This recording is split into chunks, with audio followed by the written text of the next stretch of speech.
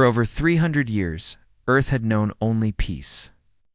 The world had united under a single banner, not through war, but through quiet understanding, shared goals, and the slow, steady work of generations who chose progress over conflict. With no enemies left to fight, nations had turned their energy toward the stars. Science flourished. Art, music, and philosophy replaced weapons and war machines. The military had faded into memory.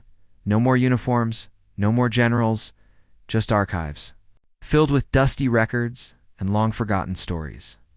Humans had become known across the galaxy as diplomats, engineers, and thinkers. When they joined the Galactic Accord, a council of advanced species who valued harmony and trade, they were welcomed not as warriors, but as hopeful dreamers.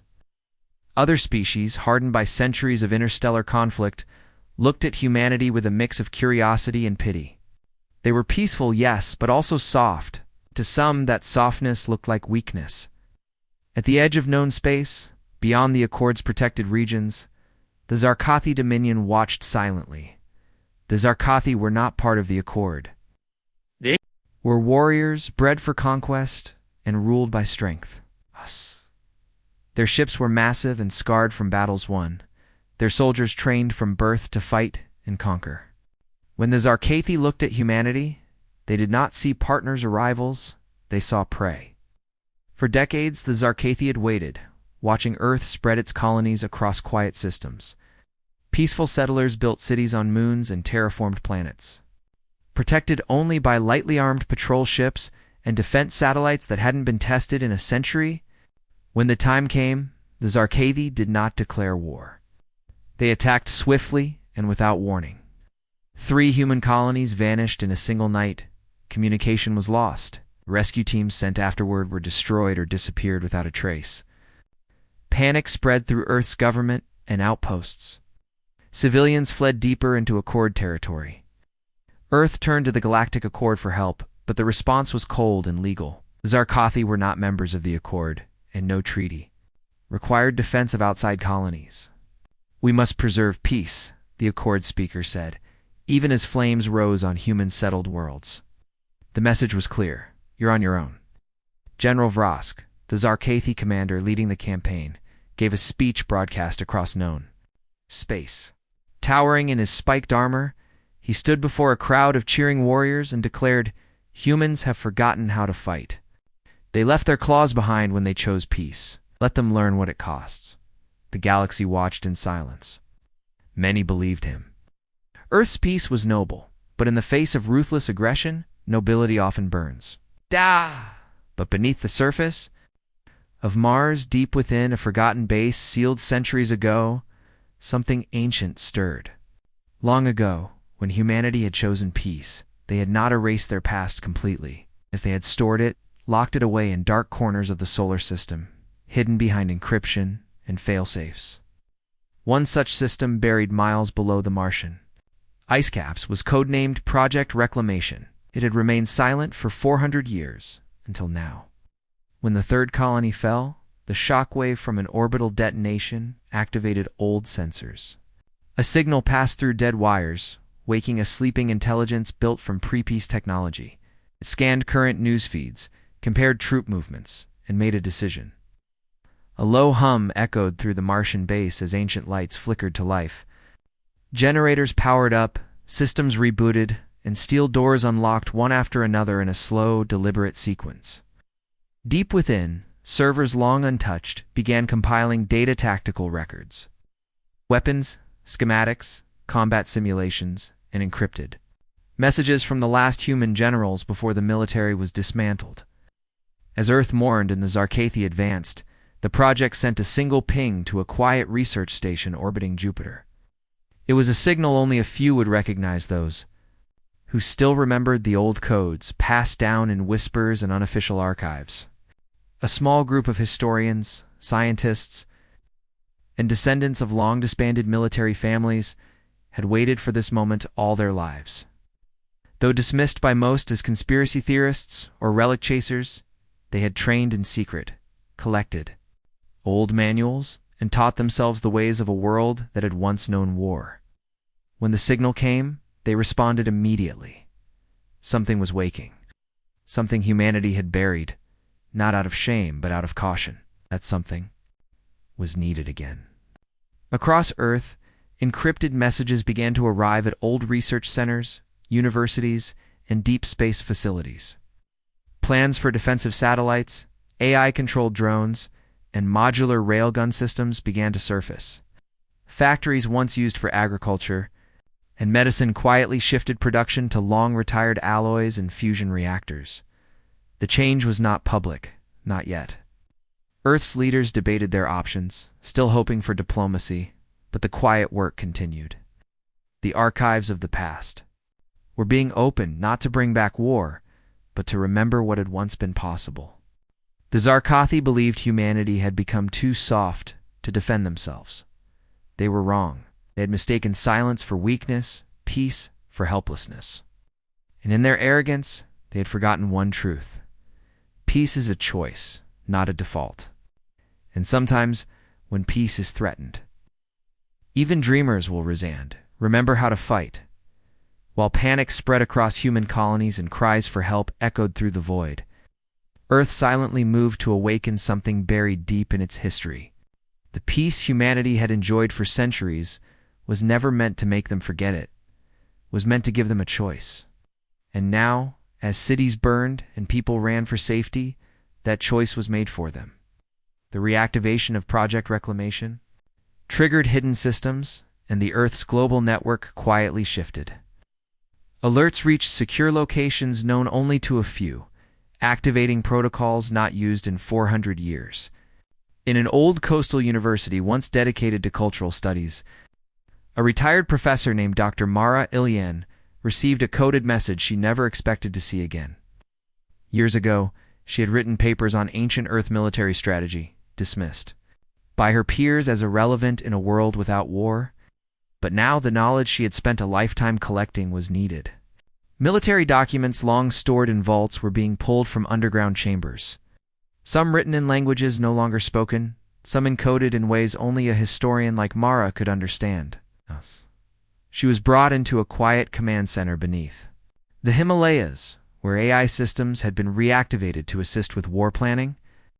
These weren't just machines, they were tactical intelligences, trained on centuries of warfare, fed with simulations and battle patterns from every recorded human conflict. And they were ready. Across the oceans, hidden vaults beneath museums, and sunken naval bases opened slowly, revealing blueprints, ship models, and weapons once believed to be too dangerous for a peaceful world. Engineers and builders, still shocked by the recent attacks, began working under tight secrecy. Guided by archived construction sequences and overseen by AI systems that had once designed Earth's last fleet, Earth's leaders still debated whether open war was the right answer. But in quiet corners of the world, the decision had already been made. From deep in the forests of Siberia, from desert bunkers in what was once North Africa, and from caves, high in the Andes, small groups of people emerged. These were the descendants of Earth's final military officers' men, and women who had taken oaths not to fight again unless the planet was truly in danger. Over generations, they had passed down training, doctrine, and memory like sacred rituals. Most thought they were myth, but they were real. They were prepared. They didn't fight for conquest, pride, or revenge. They fought because the time had come for humanity to remember its forgotten strength. They joined the efforts quietly, guiding engineers, training new recruits, and helping Earth prepare for what would come next. It didn't take long. A small Zarkathi outpost on the edge of the conquered colonies had grown overconfident. They didn't expect retaliation, certainly not from the humans they considered weak. But late one night, without any warning, something struck from orbit. 3 small vessels appeared out of nowhere, cloaked in a radiation shielding field designed centuries ago, but never before tested in space. In just 12 minutes, the outpost's communication center, energy plant, and weapons depot were disabled. A coordinated ground team moved in next humans wearing armor no Zarkathi had ever seen, moving with such speed and precision that resistance barely had time to respond. Every move was calculated. Every strike was efficient. It wasn't chaos, it was a lesson in control. By the time the Zarkathi commander realized it wasn't a drill, his forces had been disarmed, surrounded, and neutralized. No civilians were harmed. No property beyond military targets was damaged. And before leaving, the human team left behind a simple signal beacon, broadcasting one clear message: we are awake. The Zarkathi Dominion didn't take the loss well. Within hours, they released a message across their networks, a mocking broadcast. That showed twisted images of ancient human armies, calling them primitive warriors playing at war. They laughed at the idea of peace-loving humans, thinking they could now fight back. But even before the message ended, something happened. The broadcast was interrupted. The screen flickered. A new image appeared, blank, black, and silent. Then, in an eerie calm, a single transmission played. The signal from their own outpost, now under human control. Wow. It wasn't words. It was a complete shutdown command sent from a stealth satellite that had slipped past Zarkathi defenses, found their central relay hub, and shut down their regional communications for 6 whole minutes. In war, 6 minutes can mean everything. For the first time, the Zarkothi were silent. Across human-controlled systems, people began to feel a shift. Fear was replaced by determination. The stories of old were no longer myths, they were real, and they had teeth. Dr. Ilian watched from the Mars Command Center as plans for the next phase were drawn. She knew what was coming. Humanity would not return to the old ways of endless war. It would not become like the Zarkathi. But they would defend what was theirs with skill, with power, and with the ghosts of every war their ancestors had fought and survived. Peace had not made them weak. It had made them patient. And now the waiting was over. The shift was slow. At first, like the flicker of a match in the darkness, but soon the fire began to spread. Across Earth and her outer colonies, something ancient had awakened, the thirst for destruction. But the steady heartbeat of survival wrapped in precision, strategy, and control. Humanity, once mocked as soft thinkers and dreamers, become something far more dangerous, calm, focused, and terrifyingly disciplined. The new generation of warships now glided through space like wolves beneath the stars, built not for show, but for results. These ships were equipped with AI tactical cores that analyze battles in real time, learning faster than any biological commander, adjusting mid-fight, and even predicting Zarkathi maneuvers before they happened. They used modular railgun systems, magnetic cannons that could shift function mid-battle, one moment slicing through armor. The next scattering defense drones across an enemy hull. Zarkathi, proud of their brute strength and predictable formations, were caught off guard by the fluid, unpredictable style of human tactics. Where the Dominion charged, humans waited. Where they pushed forward, humans vanished into asteroid fields, only to strike from behind with stealth tech that hadn't been seen since the ancient orbital wars. But the most surprising change wasn't in the ships or weapons, it was in the people, civilians, who had never known war now stood shoulder to shoulder with trained veterans and AI advisors. Mechanics who once built farming machines repurposed metal into portable defense towers. Students learned tactical simulation. Alongside history and math, colonists took apart mining equipment and reshaped it into planetary defense systems. Entire settlements transformed into traps, quietly, cleverly, with the kind of adaptability only humans seemed capable of. They didn't fight because they wanted to conquer. They fought because they had to protect something worth saving. That made them powerful. On the Zarkathi side, confusion began to grow. Losses were small at first, but strangely consistent. Every human counterattack was precise, measured, and left almost no trace. It wasn't rage-driven warfare, it was something colder, cleaner. Then came fear. Not for humans, but for the Zarkathi. Their culture had never truly understood fear. Trained from birth to dominate or die. They didn't know how to fight an enemy who didn't fight like them, who used shadows and silence, and made every battlefield unfamiliar. General Vrosk, furious at the mounting setbacks, decided it was time to remind the humans who held power. He gathered one of his most elite squads-trained assassins, and shock trooper Zand sent them to capture Outpost Theta, a forward human base on a remote ice-covered moon. The plan was simple: enter undetected, disable the defenses, and deliver a public message by taking prisoners. What Vraska didn't know was that Outpost Theta was never meant to be a real base. It was bait, as the Zarkathi approached under cover of darkness. They found the surface quiet, half buried in snow, and dimly lit by flickering towers. Their scanners showed minimal resistance, weak signals, low-energy scattered heat sources. Confident, the team descended. But what they walked into was not a base. It was a trap built with terrifying attention to detail. The terrain had been altered, snowfields reshaped to guide them toward choke points. Their path was marked by faint heat trails meant to draw them into specific corridors. What looked like guards were holographic decoys, reacting with just enough delay to seem real. The moment the Zarkothi reached the central command tower, the ground beneath them shifted.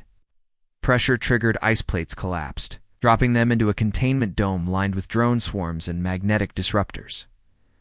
By the time they realized what had happened, the base had sealed itself. Human Command watched the entire scene from orbit, recording every second. The Zarkothi were trapped, might by force, but by strategy. Not one shot had been fired by a human. The entire operation had been carried out by AI terrain design and the calculated use of holograms and drones. It was a message sent not in words, but in action. Humanity didn't need to match Zarkathi's strength. They had something more dangerous: intelligence combined with memory. And they were learning faster every day. That was the moment fear began to spread through the Zarkathi ranks. It's not the loud fear of panic, but the quiet realization that their enemy was not what they thought. It spread further when one of their own, a communications officer named Darnak, defected. Quietly, carefully, he made his way to a neutral Accord ship, patrolling the edge of known space. When he arrived, he looked tired, not from running, but from knowing too much. He brought no weapons, no demands, only a short message, spoken to the Galactic Accord representatives who once doubted Earth. His voice was steady as he said, "You were wrong. The humans remember everything." The room went silent. That one sentence reached every council chamber, every news channel, in every shadowed corner of the galaxy where species whispered about war. The Accord, once hesitant to intervene, now faced a truth they couldn't ignore. The humans had not lost their strength, had simply chosen not to use it. But now, with the spark reignited, they weren't just fighting back, they were becoming something new, something stronger than before. And the galaxy watched, holding its breath, as the fire spread. The moment humanity stopped retreating, the war began to change. What had started as a desperate defense was now something else: measured, planned, and deliberate. Earth was no longer reacting, it was leading. Across the stars, fleets once designed only for exploration had been transformed into strike groups, guided by newly awakened eyes, and coordinated through deep space relays hidden in asteroid belts. The Zarkathi, once sure of their superiority, found themselves cornered at every turn. Their fleets, massive and brutal, began losing ground not because of power, but because of precision. Earth's forces didn't fight to overwhelm, they fought to outthink, and it was working. The Galactic Accord, after weeks of silence and fear, finally shifted its stance, watching the tide turn and seeing the Zarkathi push back against even Accord boundaries. The Council reluctantly lifted its neutrality. Aid came slowly: supplies, intelligence, and access to deeper space lanes, but it was enough. Accord ships arrived just in time to witness a sight they would never forget: a Zarkathi battle group outmaneuvered by a human formation one-third its size, led by a single ship using unpredictable gravity slingshot paths to draw enemy fire while drones swarmed from behind. It was elegant, sharp, and completely unexpected. For the first time, humanity wasn't just surviving, they were winning. Behind the scenes, minds like Dr. Mara Elian worked day and night to unlock the forgotten past. Her study of ancient military doctrines led her to a discovery buried in fragments of old language and disjointed records, something called the Mosaic War. It wasn't a tactic, but a philosophy. War fought not through repetition, but through diversity, culture, unpredictability, emotion, and logic were all part of the pattern. Human commanders began applying the mosaic principles, changing strategies mid-battle, using music, language, and even storytelling to confuse enemy AIs. Some Zarkathi ships received false transmissions embedded in poetry, others were overwhelmed by sensor data made to mimic natural disasters. Every encounter was different, and that chaos made humanity impossible to predict. The Zarkathi, raised in a system of order and dominance, had never faced such flexible resistance. Their leaders tried to adapt, but their soldiers were trained for fixed formations, not the free-flowing, improvisational strikes of human commandos. One mission changed everything. A team of human operatives infiltrated a critical Zarkathi stronghold.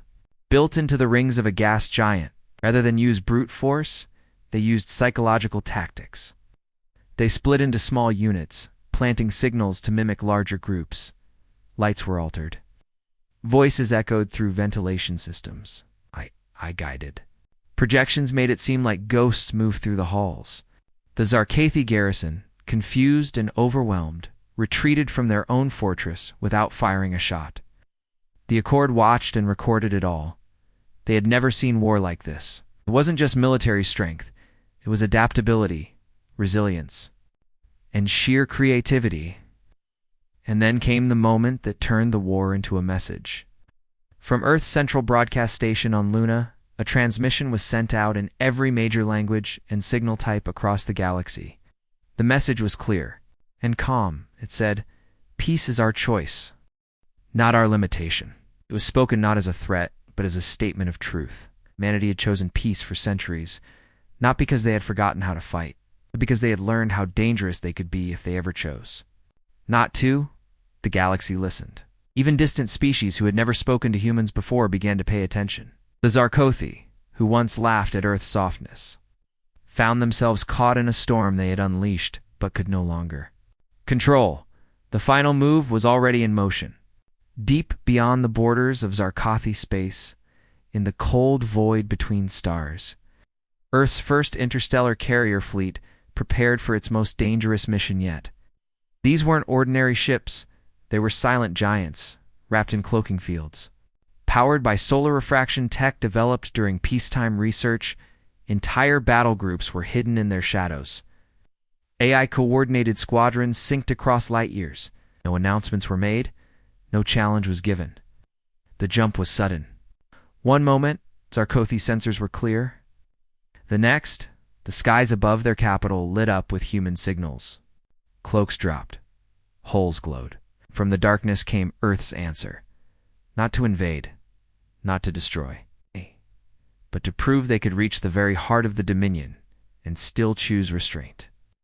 The capital's defenses scrambled, but it was already too late. Human ships locked targets, then disengaged. Systems across the planet went dark, not from weapons, but from non-lethal EMP pulses. Every gun was jammed. Every scanner blinded. Every orbiting satellite silenced. For 2 full hours, the Zarkathi homeworld sat powerless beneath the silent gaze of Earth's fleet. Then the human flagship transmitted one final message, short, sharp, and undeniable. We could have ended this. We chose not to. Choose peace. And then, just as silently as they had arrived, they vanished into the stars. The message was no longer just to the Zarkathi. It was for every species, every government, every power across the galaxy. Humanity had been quiet, yes, but not weak. Their peace was not cowardice, it was control. And now the galaxy knew the truth. Humans remembered everything. And they were not afraid to remind the stars. The end came not with a final explosion, but with silence. After weeks of coordinated strikes, psychological operations, and precision campaigns, the Zarkathi Dominion found itself cornered, not crushed, but exposed. Their war fleets, once symbols of fear across the galaxy, were either disabled, captured, or floating powerless in orbit. Their soldiers, trained to expect death before defeat, now stood uncertain, facing an enemy that had chosen not to destroy them. Earth's forces had reached the Zarkathi capital, disrupted their entire planetary defense grid, and then stopped. They didn't fire on cities, didn't take trophies, didn't plant flags. Instead, they waited. This restraint puzzled the Zarkothi High Command more than any weapon could have.